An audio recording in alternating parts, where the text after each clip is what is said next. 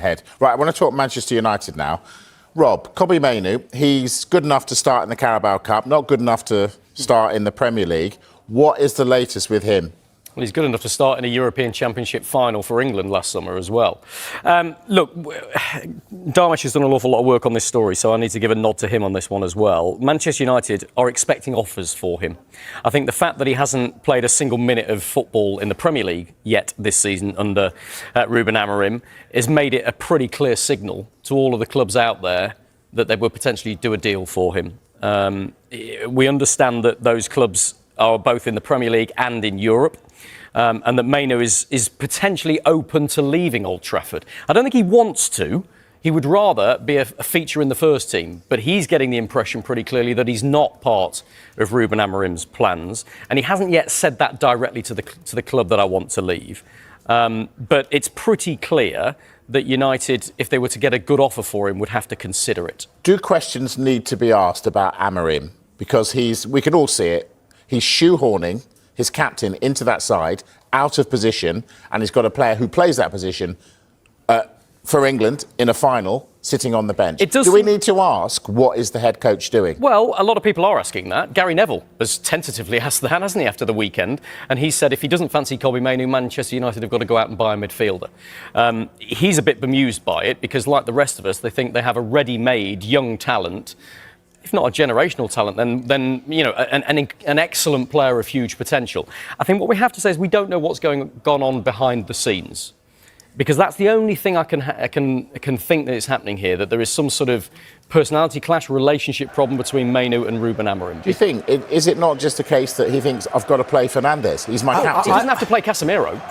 Listen, the Kobbie Mainoo thing, in part as well, you could argue that Mainoo is the victim of circumstance here as well, because Ruben Amorim is playing a 3-4-2-1 formation. That's why Manchester United hired him, and he told them this is the formation that I play. The number of games is a bit of a hindrance for Kobbie Mainoo as well, because Manchester United didn't win the Europa League final. There's no European football, so suddenly it's effectively, apart from this week, of course, when there's cup games, there's one game a week. So Ruben Amorim will see what is my best team. And at the moment, he feels Bruno Fernandes, his captain, is in his best team ahead of Kobbie Mainoo. But there's not much wriggle room for him to be able to rotate that, because there's not a Europa League or a Champions League or a Conference League campaign whereby he can play these players. Look, Mainoo is starting today. I wonder if... Against Grimsby. I get that, but if there was a deal that was close, for example, behind the scenes, would he be playing tonight? Would they try and harm any kind of deal? So it should be said, as Rob mentioned before, that Manchester United are happy with him. They don't want to lose Kobbie Mainoo.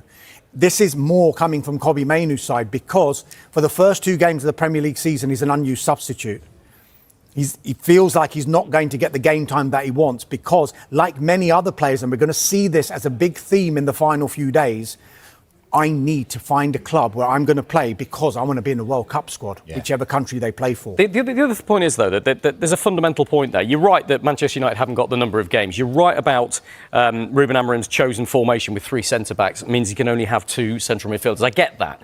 But fundamentally, most football pundits would say, looking at Bruno Fernandes, Casemiro and Kobbie Mainoo, and you're looking for two number 8s in that role, that surely one of those has to be Kobbie Mainoo. Yeah. And that's why, to me, it says something else is going on here. There has to be something behind the scenes, because it makes no logical footballing sense that Kobbie Mainoo can't get a place in that starting 11. OK, I want to talk about some of the bomb squad, Darmish. Rasmus Hojlund, what's the latest on him?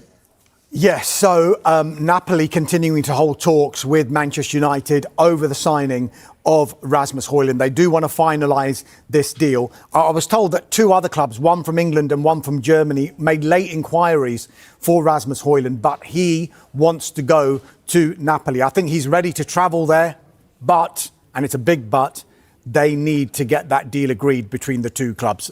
Clearly, that hasn't been done yet. Manchester United are happy to do a deal, but they will do it on their terms. Both Manchester United and Rasmus Hojlund want a permanent element attached to any deal. Remember, Napoli's initial proposal was like a loan with an option, but that would turn into an obligation depending on goals, appearances, Champions League qualification.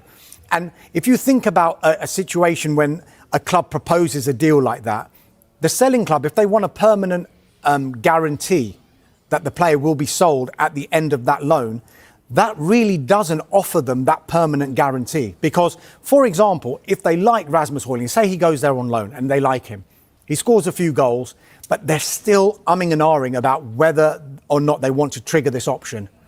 They could say, right, if we play him in 2 more games, that option is triggered. Let's not play him.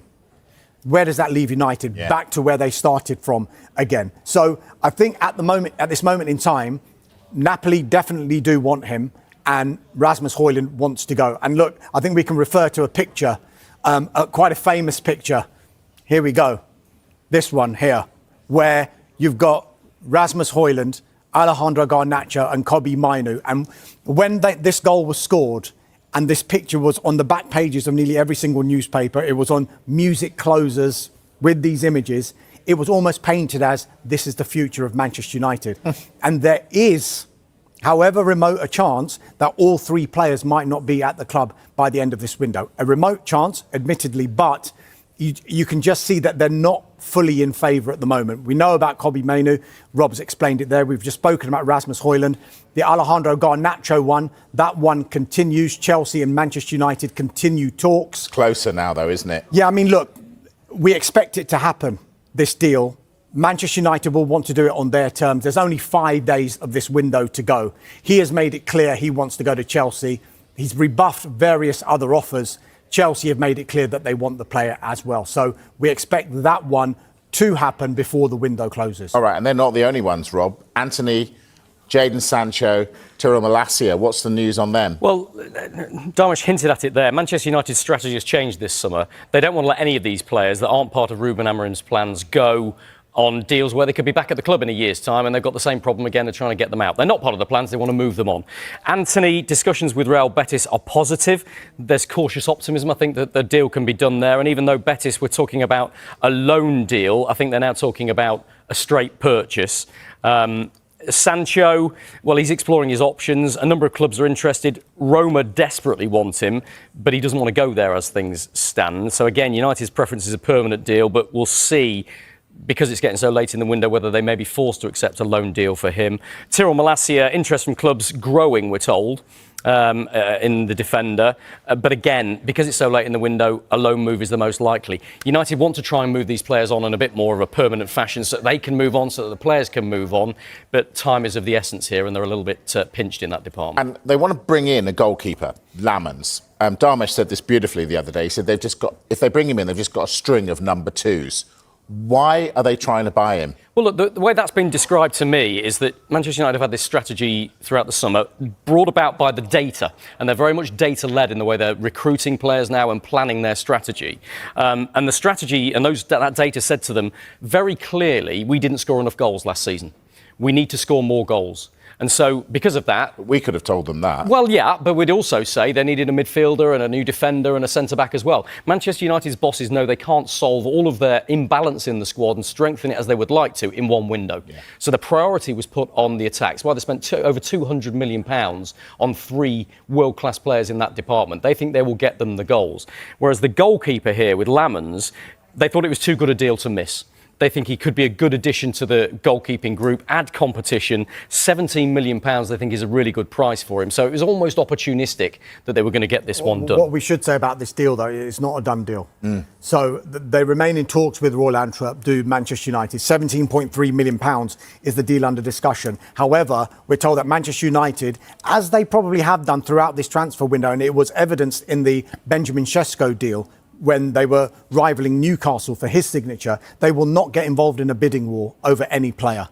And this is amid interest from Galatasaray, and there are some reports that Galatasaray are willing to offer more.